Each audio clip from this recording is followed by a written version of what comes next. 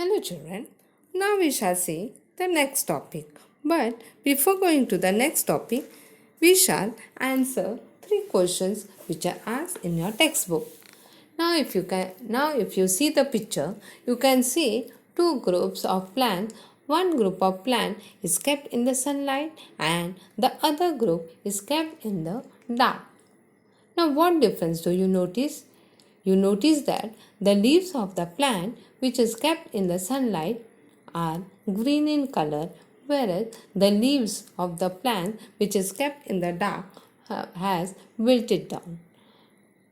Or you can say that the plant grow feeble due to the absence of the energy. Now, what is that energy?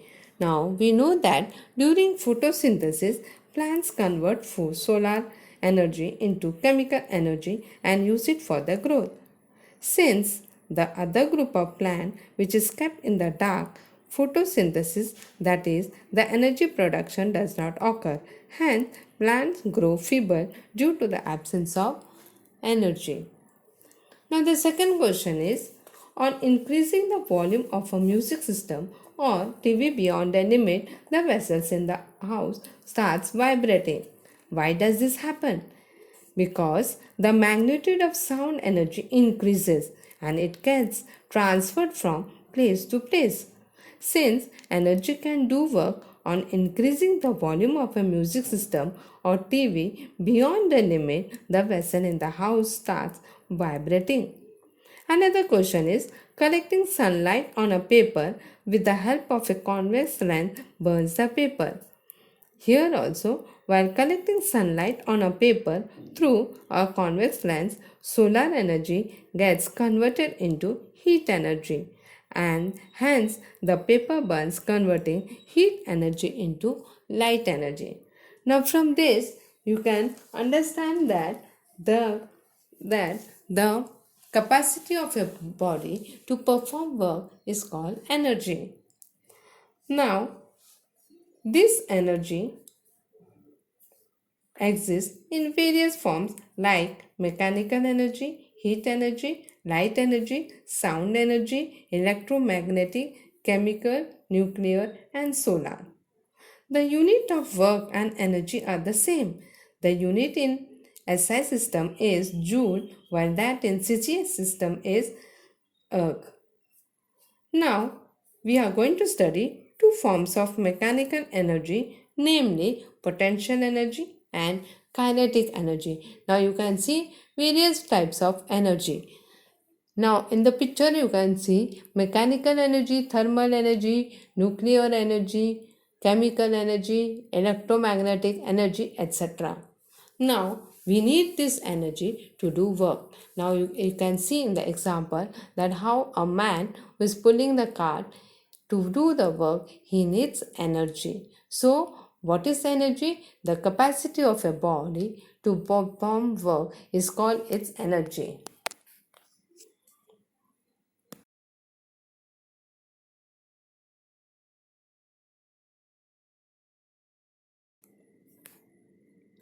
Now, children, we have understood what is energy. Now, you can see before you three pictures. Now, we shall take the first picture. What do you notice? What will happen if a fast cricket ball strikes the stumps? The answer would be, when a fast moving cricket ball strikes the stationary stumps, then the stumps move and fall. And you can see that the ball falls down. Thus, the moving ball shares some energy with stumps, thereby making the stumps to fall. In the second picture, what do you see? You see that what will happen if the striker hits a coin on the carom board?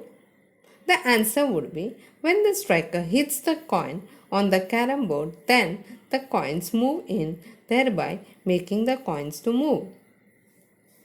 In the third picture, what will happen if one marble strikes another in a game of marbles? The answer would be, when one marble strikes the other marble, then the energy of the marble makes the other stationary marble to move. What do you understand from all these three examples? We understand that when a moving object strikes a stationary object, the stationary object moves. Thus, the moving object has some energy, part or all of which it shares with the stationary object, thereby setting it in motion. Thus, we can define what is kinetic energy. So, the energy which an object has because of its motion is called its kinetic energy. The work done by a force to displace a stationary object through a distance s is the kinetic energy gained by the object. So, kinetic energy is equal to work done on the object. Numerically, we can write kinetic energy equal to the product of force and the displacement.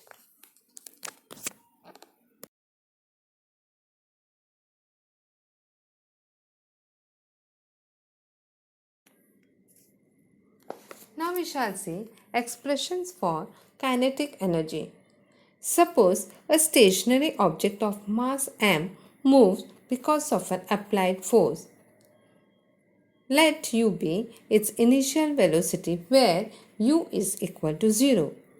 Let the applied force be F. This generates an acceleration A in the object. After time t, the velocity of the object becomes equal to v.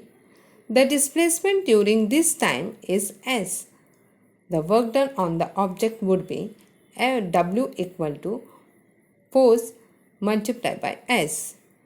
Now, according to Newton's second law of motion, we know that force is equal to the product of mass and acceleration.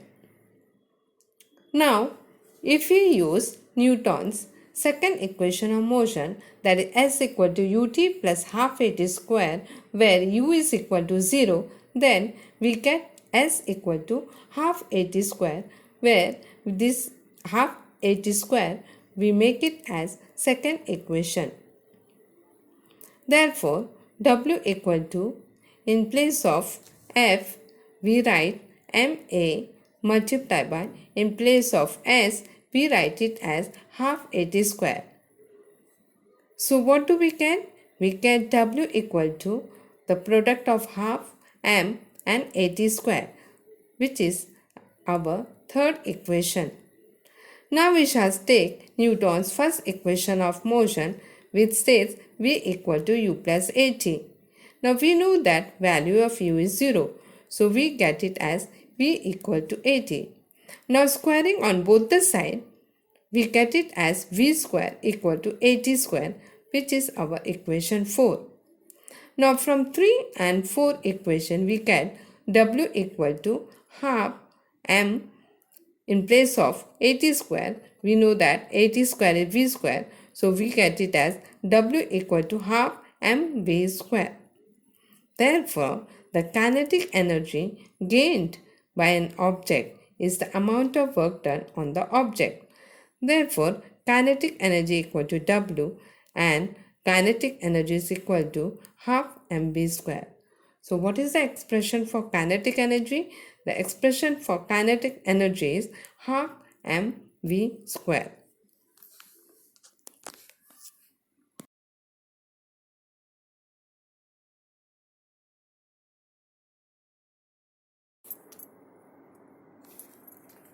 Now you can see three pictures before you. In the first case, an arrow is released from a stretched bow. Now we can explain this, that the energy which is stored in the stretched bow and string is called elastic energy. When this energy is released, the energy which is stored in the arrow is converted to the kinetic energy of the arrow. In the second case, you see that elastic energy is energy which is stored as a result of deformation of an elastic object, such as the stretching of a spring. This is equal to the work done to stretch the spring which depends upon the spring constant as well as the distance stretched. In the third case, the water which is held behind the dam has some energy because of its position. The energy in the stored water changes into kinetic energy when the water moves through the tunnel. The kinetic energy of the moving water turns turbine within the dam. Now, what is that energy which is stored?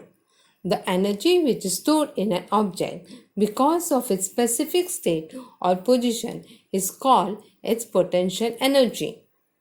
So now you have understood what is meaning of kinetic energy and what is the meaning of potential energy. So the energy which an object has because of its motion is called kinetic energy, and the energy stored in an object because of its specific state or position is called its potential energy.